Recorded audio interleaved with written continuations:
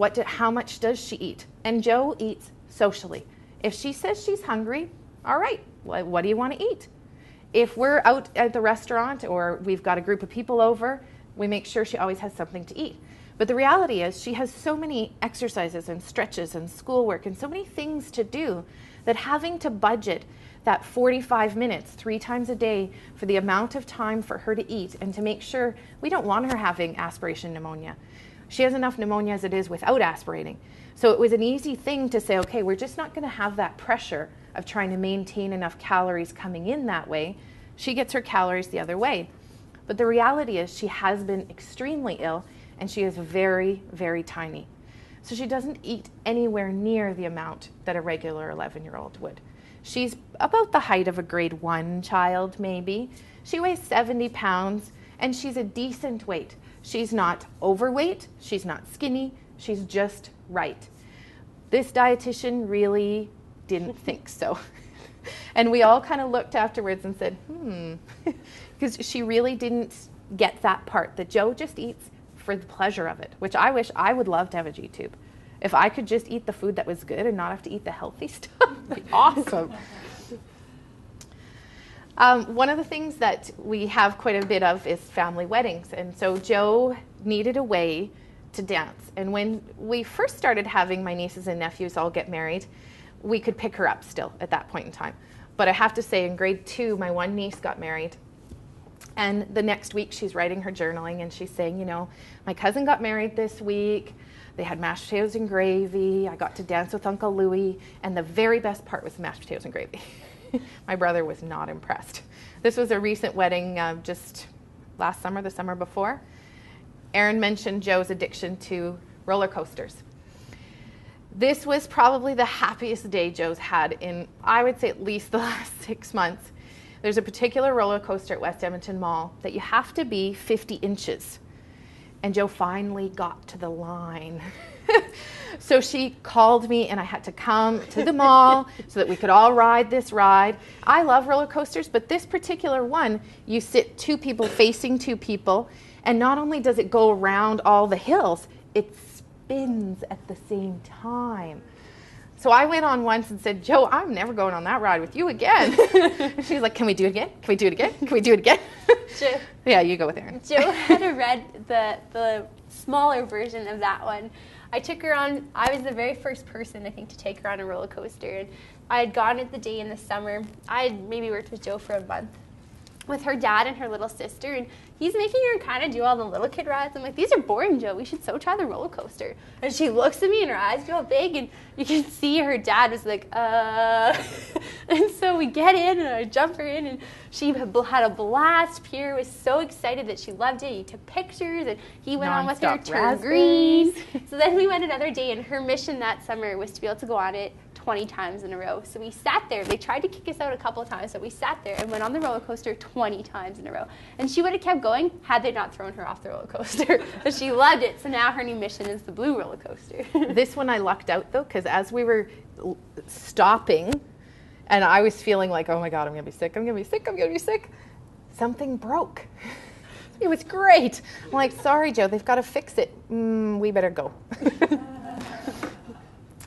So I went to a session for work in the fall, and the speaker was a priest from New Orleans, and he came to talk about his experiences living through Hurricane Katrina and his parish and all of the things that he'd done with the people he worked with. Now, one of the sayings that he repeated on several occasions was, "Don't be stupid." He grew up with his mom, who would say to him, really, people can be ignorant. Ignorant just means you don't know what you're talking about and you can learn. But stupid means you actually know what's going on and you choose to make that stupid decision. So whatever you do, don't be stupid. And throughout this entire day session where he, talked about different things, and it was just a wonderful day, he would probably every 10 minutes say, and I remember my mom saying, don't be stupid. And what this particular priest had done is he's written a number of books. And for each book, all of the proceeds go to a certain student, because in In the US, a Catholic school is all privately funded. And so in order for these kids to graduate and make it all the way through to high school, they have to have some sort of private funding to come in. Of course, he's in New Orleans, there's not a lot of funding, and what they do have is going towards rebuilding. So he's written these books, and each book, the funds go specifically to help a child finish high school. So I thought, well, this is fantastic. I'll buy the book for my husband. This will be great. And it came with a bracelet that says, "Don't be stupid." So I got home and I explained the whole situation to my husband, and Joe's there, and we're talking about it. And the lady in the brown glasses is our friend Jana. And Jana's husband, Mark, is the guy who got Joe with Pirtle.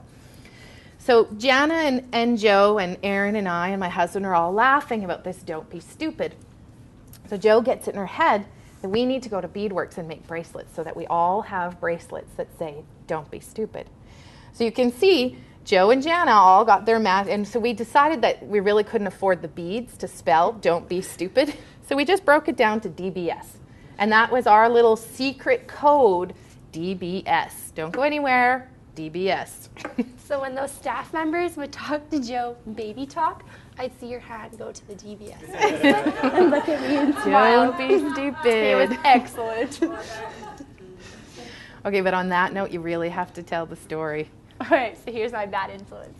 So last year, Joe was going on a field trip to this nature center, and they ended up not booking a bus for her where she could go with her friends, so I drove her. And so I wasn't her aide yet, I was just kind of the volunteer person there. So I'm unloading Joe out of the van, and I'm right beside Joe, and this teacher comes up to her. And this was a fantastic teacher, but just didn't quite understand Joe's personality and was a big baby talker. So she's down like this to Joe, and she's like, "Hi, Joe, look at Mrs. blah, blah, blah, look at me, how are you? How are you? Look at my eyes." And Joe's like looking at me like, I have to put up with this every day. And I'm like, "Poke her in the eye, Joe, poke her in the eye." So she looks at me, and her hand goes up, and the teacher is so excited. So now we joke all the time that she's going to poke people in the eye, and she actually has it on her Mighty Mo. So if you do anything stupid or she really doesn't like what you're doing, you'll get, "I'm so going to poke you in the eye for that one." Or, "Somebody's going to lose an eye." That's her new one. So that's quite a big joke with us, is poking people in the eye. So one of the things that we found when going out in the community is that you just can't always have your technology accessible.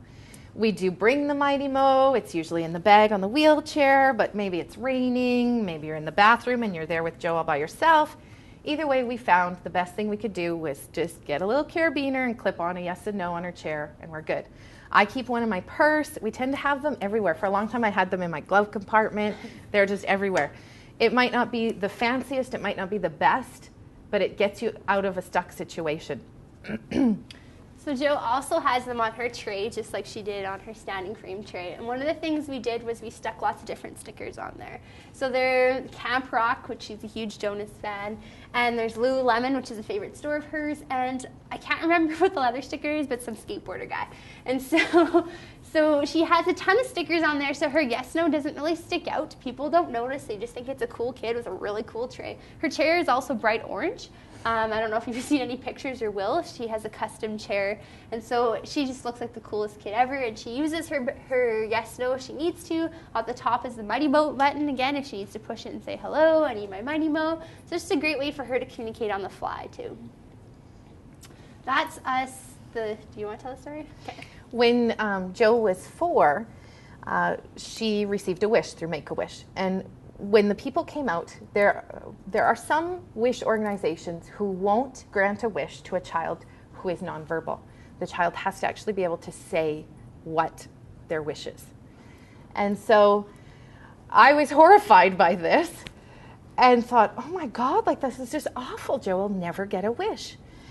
And the summer that she was 4, I happened to be talking to somebody from Make-A-Wish, and this wonderful man, he's just this older gentleman who worked volunteer with them, said, "No, that's awful. Like, that's not how we work at all. We come out and we meet these kids. Every kid, no matter what their disability or their medical issue, it doesn't matter. We come out and meet them and find out what interests them." So he and his wife came out and sat down and hung out with Joe and got pictures out and talked to her. They got it. They had all these pictures, and they said, "Okay, Joe, I'm going to show you a bunch of pictures. tell me what you think you would love. If you could do anything that you can't do now, what would it be? We even had at that time at Disneyland, like kind of Disney characters. No, that wasn't it. All of my husband's family is here in Ontario and Quebec. Nope, wasn't coming to see them. It was swimming. And because she gets sick so easily, we won't take her to a public pool. But she, as a younger kid, she swam all the time. And so this obviously just really ticked her off that she was no longer allowed to go to a pool. So she said she wanted to swim. These people went, they did everything they could to try and get some sort of water for Jo. They ended up getting a company to donate a hot tub. Of course, because of, you know, the issues it can cause with the construction of your home, we have it on a cement pad in the backyard. But I explained to them, you know, this is awesome, but the reality is when she's sick or when it's 25 below, she's not going to be able to use it. She'll be able to use it a couple months a year, and even then only maybe a couple times in a week. So they said, well, you draw up the plans and we'll see if we can get somebody to donate the supplies and build a little house of some sort. So okay, sat down with my brother, we kind of talked about it. We said, well, it would need to be, technically it can't be attached to the house because they won't modify your home, but it could be touching your house. So we said, okay, if it's touching the house or an inch away from the house, you know, and it has to be the same level as the back porch, built around the hot tub where it is now, you know, this should work. So we gave the drawings to this couple, and they said, okay, we've got a man who will donate the supplies. Well, then Jo got insanely sick. She spent 2 weeks in PICU. She was on the max of a BiPAP, which is a ventilation machine. And she eventually came out of it. We got home, and this wonderful gentleman phones and says, you know, how's the hot tub going? And I said, well, to be really honest, like Jo spent weeks in the hospital. We haven't, right now, the day the supplies were delivered, we just had somebody put them in our garage. We don't know when we're going to get to it. Like, it's wonderful, but she is way too sick for us to possibly have anything to do with it. And right now she's been going in and out of the hospital for 10 months. We had monthly passes. She'd get out, and we'd just be the day the pass was going to expire, and she'd be back in. So we said, like, this, it's just not going to happen. It's wonderful, and we will get it done, but it's not going to happen right now. And he was so upset. He called back about, I don't know, maybe 5 or 6 days later, and he said, you know, this just really upset me. This is not how we do wishes. So I found somebody who will come and build it for you. And it was just a contractor who took time away from his own job and came. And for the first 3 days, he came by himself and just built the frame and, you know, just took the supplies. And we were in and out of the hospital, but he didn't care. He sat in the backyard and he built all this stuff. And then on the very last day, he had somebody, an employee of his, come and help him put the cedar on the inside and the siding on the outside. And that's where we realized, if we're going to be in the water, Jo really cannot be bringing in a communication device. So we copied some ideas, we read in a book somewhere, and got her Flutterboard with all she needed. This year, we made Jo go trick-or-treating. When you're 11, trick-or-treating is not really cool. And her costume was Jonas Brothers fan, which is not really warm enough for Halloween in Edmonton. But we explained to her, your little sister is 4, she has to go trick-or-treating. We can't leave you at home by yourself. You've got to come. This is the way it is. She was not impressed. She was mad. She was insanely embarrassed. Her dad was dressed like Fred Flintstone. I wear the same costume every year, so it's okay. But Pierre being dressed like Fred Flintstone was not good.